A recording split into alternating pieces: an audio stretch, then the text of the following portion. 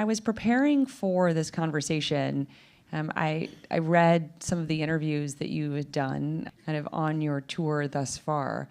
And I was quite struck by you sharing that you actually began to write this book a decade ago.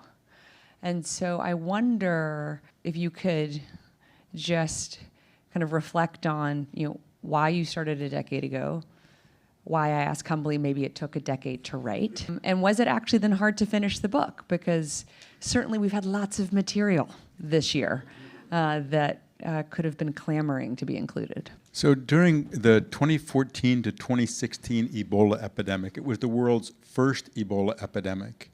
And it became really clear to me that we could do so much more good if more people understood clearly what public health is, why it's important, and how to succeed. There have been probably 4 or 5 complete versions of the book that ended up, in the delete file of the word processor.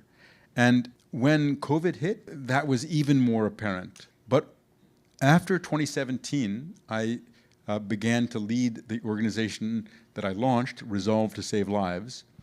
And I had to really think through, what is the approach? And how does it relate to saving the most lives? How does it relate to being effective?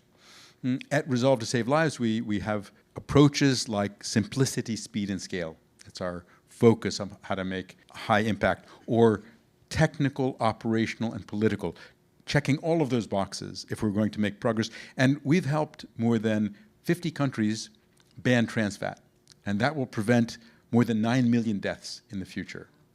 So we've been able to scale up, but we also recognized that it's never enough for governments to do it.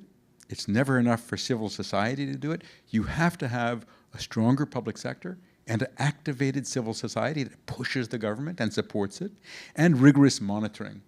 And as I was working with the team at Resolve to Save Lives, the formula came into clearer focus.